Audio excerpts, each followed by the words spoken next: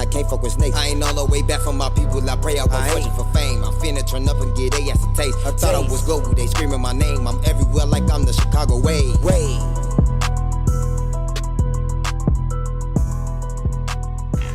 All right, now let us know who you got in the Chicago way today. It's your boy Montana 300. J Real, big block, you know what I'm coming. Yeah, no fatigue, FG. Charlie at 300 TO3.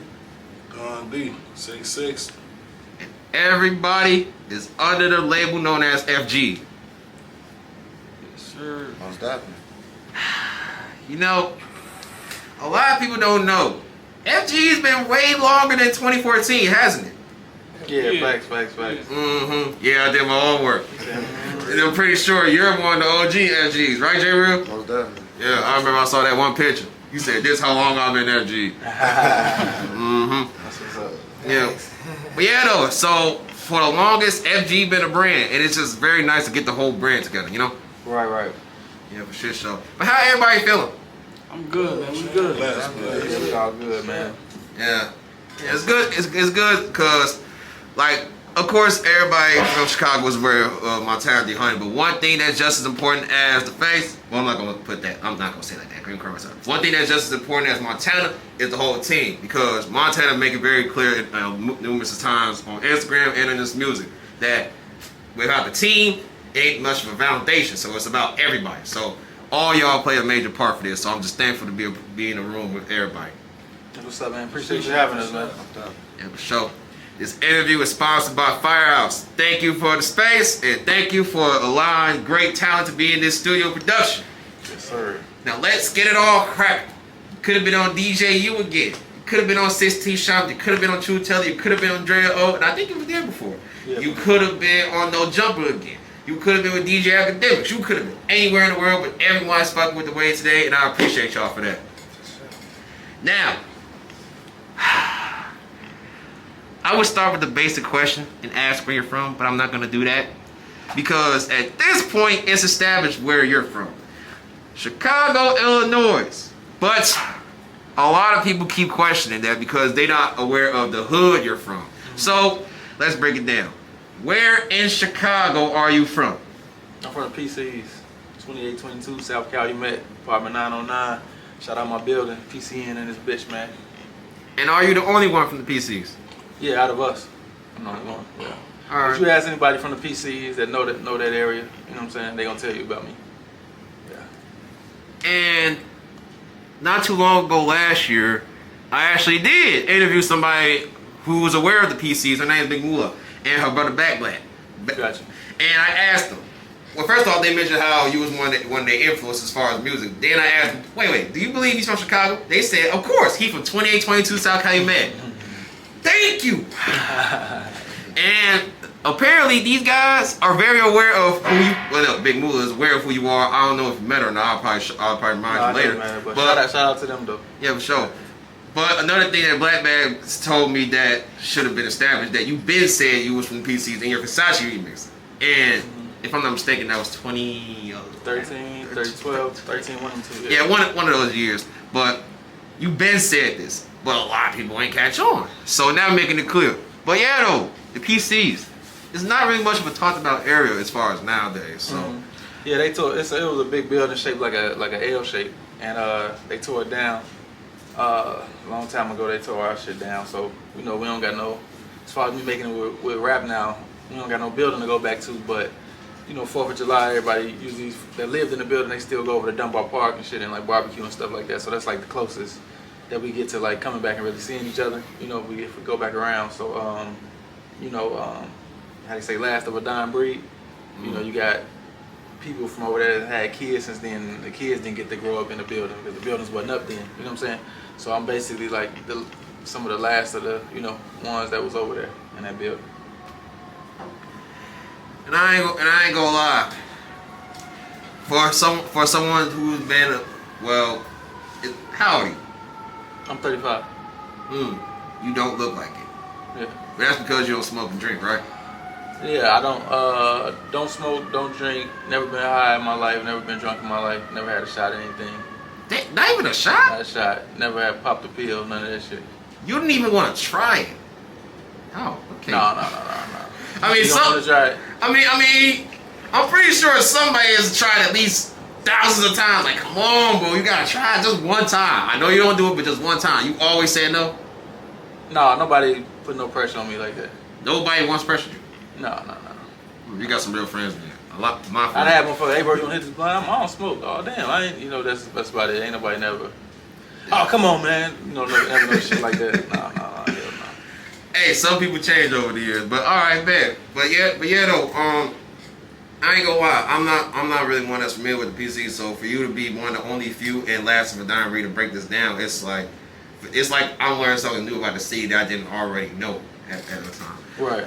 So but is there anyone else that we might be aware of now that's from PCs as well? That's doing music? Yeah. No, I don't think nobody's making a. Like I said, I'm kind of like the last of our wave from that era of our building being tore down like we was teenagers. You know what I'm saying? Mm. So some of us, we got kids now, but our kids didn't grow up there. You know what I'm saying? So it's like we was some of the last babies. You got certain kids that was around then, but they wasn't hustling. You know what I'm saying? Yeah. They wasn't shooting and having their wars in the building. You know what I'm saying? So the niggas that was doing that, a lot of them they locked up. Even dead now. You know what I'm saying? And we got some OGs that's still around.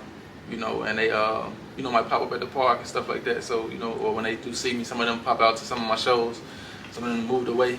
So when I go to that state or something like that, they might come out and show love and fuck with me and shit like that. But they remember me when I was younger, running around and stuff like that. So they proud of me and happy for me. Yeah. And it's very rare to have people that's still solution, because nowadays when people get to a certain standard in life or a certain point position in life, they don't really be congratulating as much, or if they do congratulate, it wouldn't be with honesty, Right. Yeah. But now in Chicago and everything, wait, you say you was 35, so I'm pretty sure it don't really much apply to you in everything. No, but I'm 37. Oh, 37? Yeah, my bad. On the internet, if you look at the internet, they got me 6'1", 35. I'm 37. Oh 37. shit!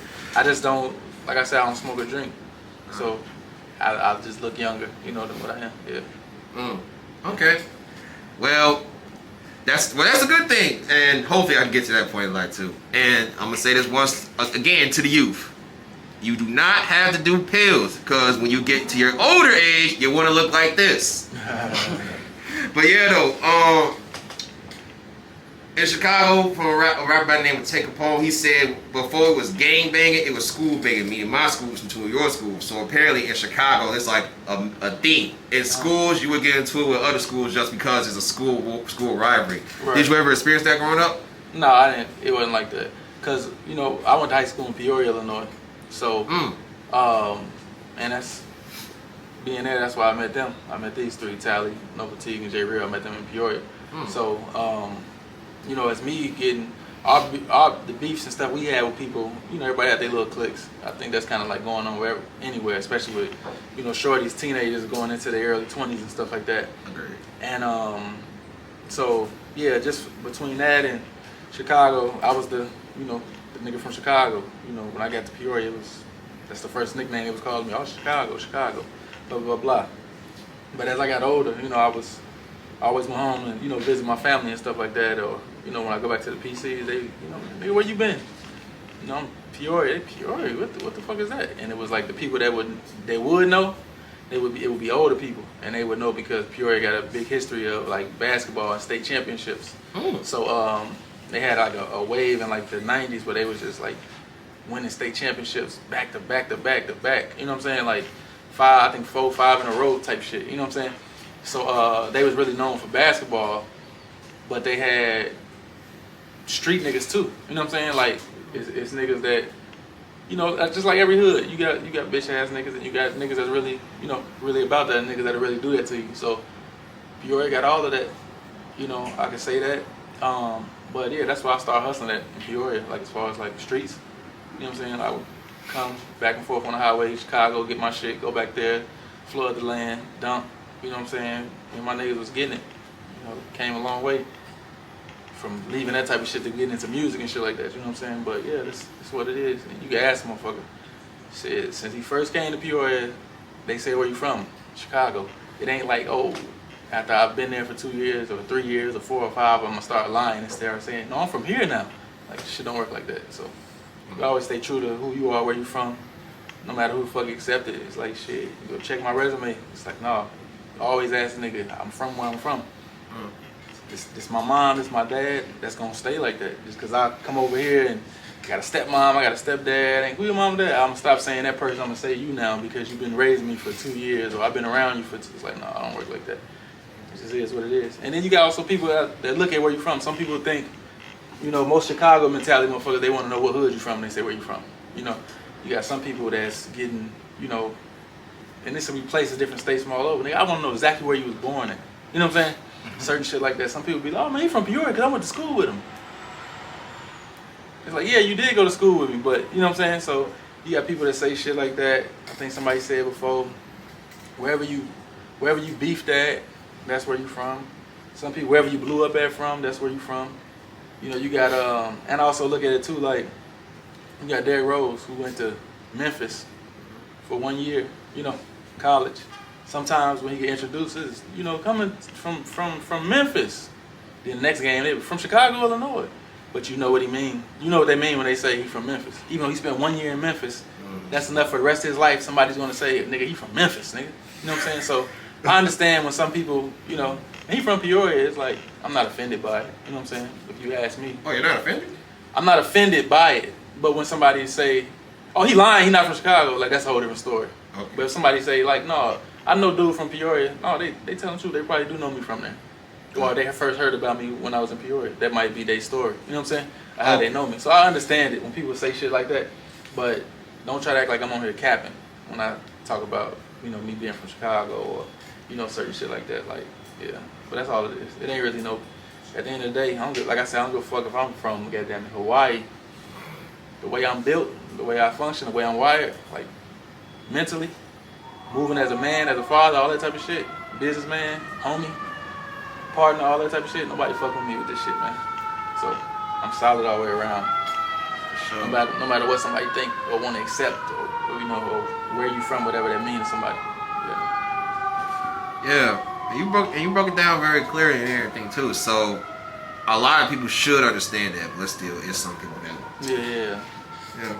But that's something that separates you from a lot of people, is that when you're at mentally, it's at a level where only a few people can comprehend, understand, and also be able to reach to. Right. It's like, or even correct themselves. You know what I'm saying? Yeah. Some people that's like, damn, I saw the whole interview. I'm gonna still say this, what the fuck? You know, I'm gonna still say you're not from Chicago. Like, fuck it, cause I just want to bash the nigga. I want to say something bad. I want to say something negative about him. I can't say he can't rap.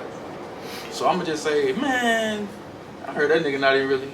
They ain't gonna say the interview they just watched. They ain't gonna say how he broke it down already. And, you know, so a lot of people not willing to correct themselves. You know what I'm saying? And I seen it on camera too. It's certain people who have done interviews speaking on you. Right. They cannot say you can't rap, but still they will say. I gotta have something negative to say. You know, it's even like, you know, anybody with greatness. You know what I'm saying? It's like a lot of people, they waiting on that moment. It's like, if I could catch a flaw, or you go. I remember even just coming up, you let a motherfucker watch a video, show them for your new video. A motherfucker say, watch, and then when it's over, they say, man, bro, I can't even hate. It's like, I didn't ask you to hate. But there's some people that'll watch from that aspect, like, I'm looking for one little thing, like, bro, you did that. Like, that motherfucker raw, you know what I'm saying? And you know, there's some people that's like, you know, they looking for flaws, or they waiting. Somebody that's great, LeBron James being this great. And it's like, oh, he left Cleveland. Literally. I'm finna pick at that. Oh, he's doing all this great shit. He flopped.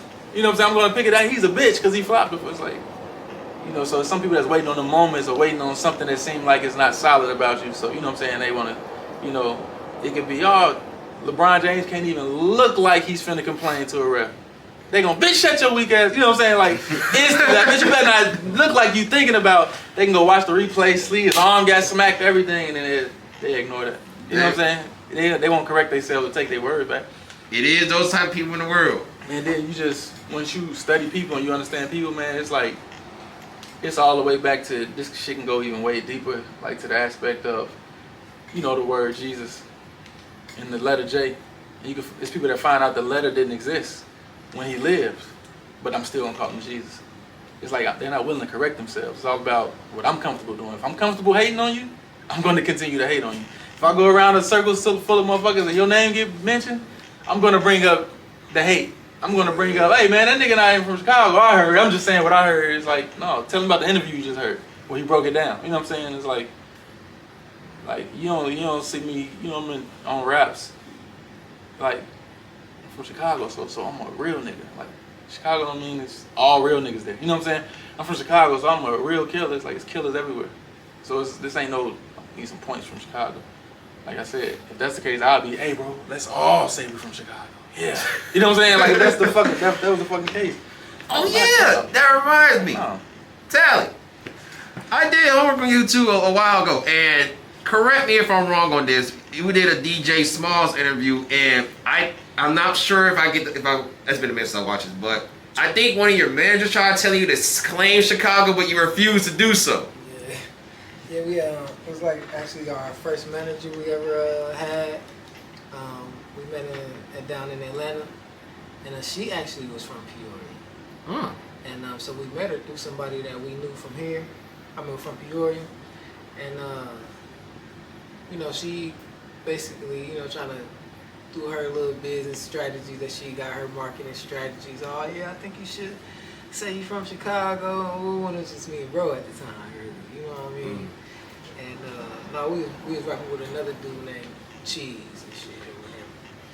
And she wanted us both to say we was from Chicago, like bro and shit. And I just it never happened. Yeah, it didn't take that. It didn't take that long to say no, right? Yeah, no. All right, but yeah, though, Tally, T, and J Real, Peoria, right? Yes, sir. Butler, 1500. Sure. Now, how do y'all want to break down how y'all made Montana?